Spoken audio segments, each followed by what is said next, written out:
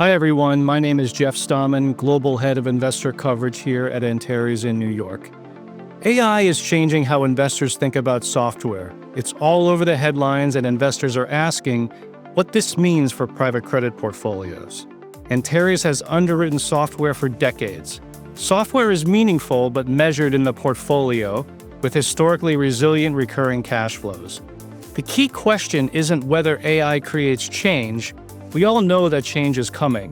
The key question is how you underwrite software companies responsibly in a period of such dynamic change.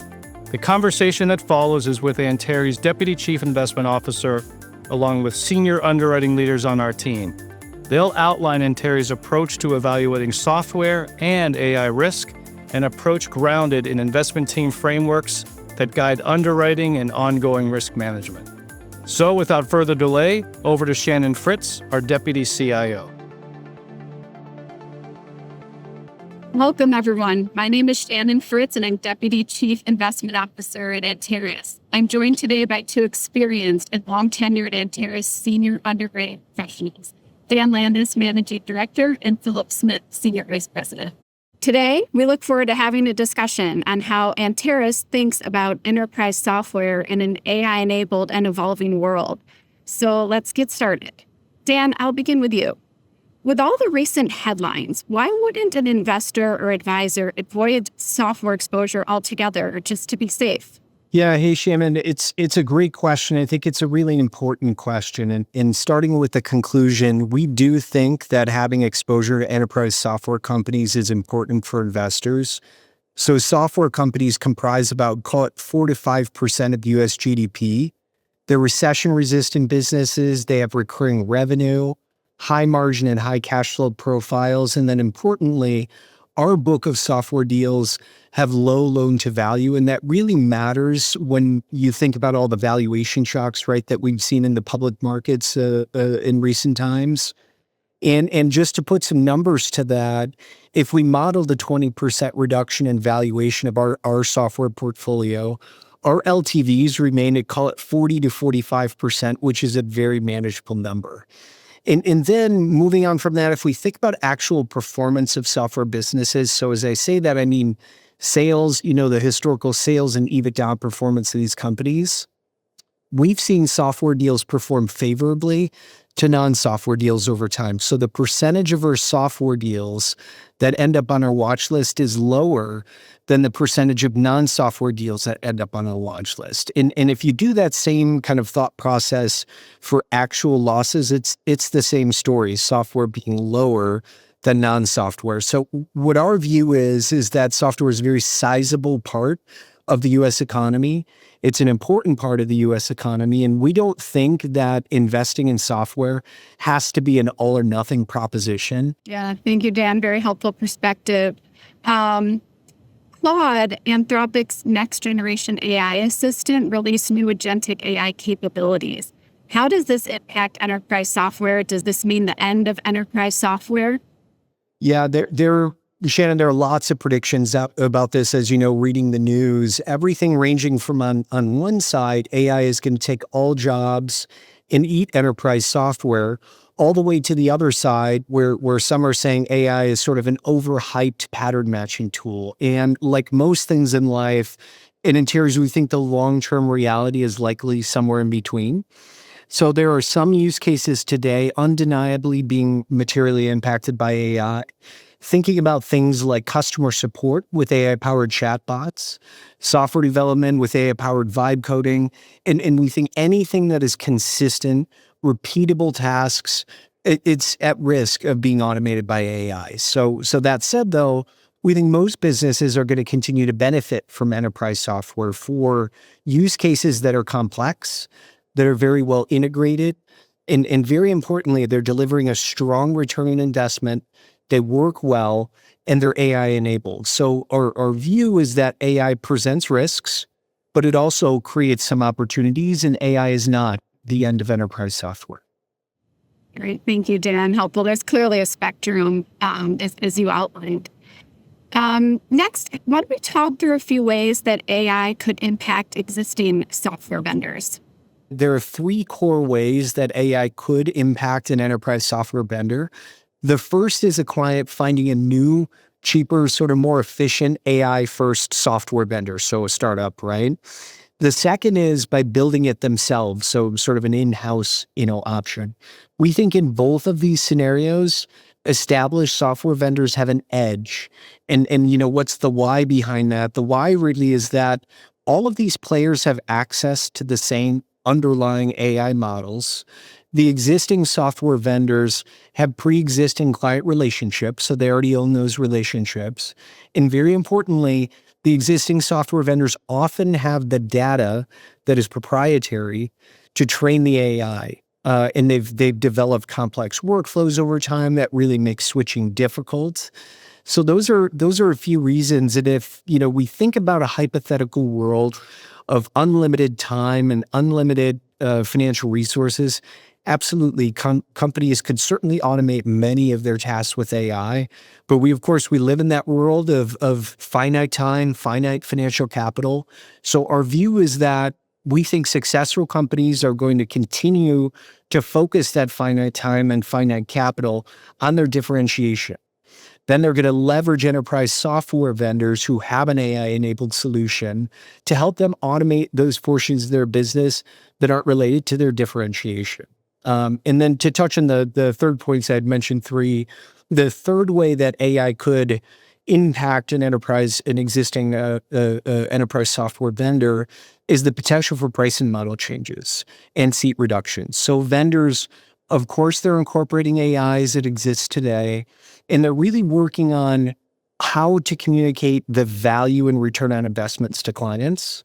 So that whole topic of how do we monetize AI, it's still in discovery at this point. So that's really what we're talking about when we say pricing model changes. And then AI, of course, presents the risk of reductions in force because of efficiency. And considering that software is often priced on a per seat basis, that could impact software vendors as well. So what we're doing is we're keeping our finger on the pulse of both seat-based risks and pricing model changes. And over time, we'll react accordingly as needed. It's a helpful overview of different considerations that are important to think through. Philip, would like to move to the next question for you. Software is an important sector for Antares. Talk about how we select or separate the winners from the losers. Yeah, it's a great question, Shannon, because there will be winners and losers here. I think, first of all, something that's important to point out is that we have our finger on the pulse of AI through discussions that we have internally with our experienced software vertical team, who meets at least monthly to discuss this topic, as well as conversations that we have externally with various experts in the field and consulting groups. The next thing we did was develop 2 AI risk frameworks. So these frameworks are specifically built by Antares, so we don't show them externally. And they cover both software and non-software companies. So we're on software. Some of the key areas that we are focused on trying to better understand is, number 1, displacement risk by competitors and adjacent vendors. Number 2, what is the potential for existing clients to bring this development in-house using AI? And third, what is the vendor pricing model and how will that change over time? Historically, software companies have largely used a seat-based revenue model, and we anticipate that this will change over time and focus more in on success-based or usage-based models. As we have reviewed companies and industries at scale, we've noticed a trend where we view more AI risk in companies that focus on marketing, DevOps, customer service, and data analytic applications. For our non-software company framework that we use, key things that we focus there on are anything that's repetitive, human-centric models. So think about something that AI can do faster, cheaper, and with the same quality output as a human-based model. We also view there to be potential shifts in supply chains and competitive landscapes, and this factors into our framework. Examples of at-risk industries for non-software include different areas within business services, as well as data info services. So I would say that our frameworks help us do 3 primary things. First of all, helps us to surface issues that deal teams may not have thought of on their own as they engage using this framework. Secondly, it helps us to have a consistent approach across AI evaluation for all of the deal teams within Antares. And third, helps us to make a solid AI risk adjusted decision for both our software and non-software related transactions. Great. Thank you, Philip. Really highlights the experience, the expertise, the importance of discipline in evaluating these types of risks. Final question to pose today, and so I will ask both of you to respond to this. What differentiates Antares in an AI-enabled world? Philip, we'll start with you. Antares has been in the market for nearly 30 years, and we evaluate AI as part of the same disciplined approach we've used across multiple waves of technology over the past 3 decades. From the dot-com era to evolution of enterprise and cloud adoption, our focus has remained on underwriting durable business models with appropriate capital structures and strong downside protection. Antares has a diversified portfolio of nearly 500 companies, and this provides a different diversity at every level. I think it's also important to dive the next layer down. Our software exposure represents about 15% of Antares' total capital under management and is spread across more than 100 borrowers. These borrowers have strong credit KPIs. First of all, the majority are first lien, senior secured positioning. As Dan mentioned earlier, they generally have low loan-to-value ratios and substantial equity cushions. And together, that is designed to absorb more meaningful valuation or portfolio volatility for principals at risk, as Dan highlighted earlier. Historically, our software and high-tech exposure has demonstrated stronger performance than the broader portfolio, including lower levels of watchlist exposure and non-accruals. Also, as we've evaluated the AI risk within our portfolio, we view there to be low single-digit exposure to elevated AI risk, and we will continue to monitor that on a quarterly basis going forward. Lastly, I would just point out that we lead or co-lead more than 90% of the high-tech direct lending transactions. This gives us an opportunity to interact directly with sponsors and borrowers on a regular basis and to potentially identify any potential issues in the future as things continue to evolve and change in the AI world. Great. Thank you. We'll turn it to Dan. Dan, what differentiates Antares in an AI-enabled world? Our experience, our portfolio diversity. We also have a dedicated team of software experts that both Philip and I lead. And we underwrite our software deals. We manage the portfolio. We stay on top of evolving, capabilities of AI as well. And, Philip spoke in depth about our AI risk frameworks. And we've now run our entire portfolio through those frameworks. And our conclusion is that the way that we've historically underwritten software, it puts us in a very good place to manage AI risk.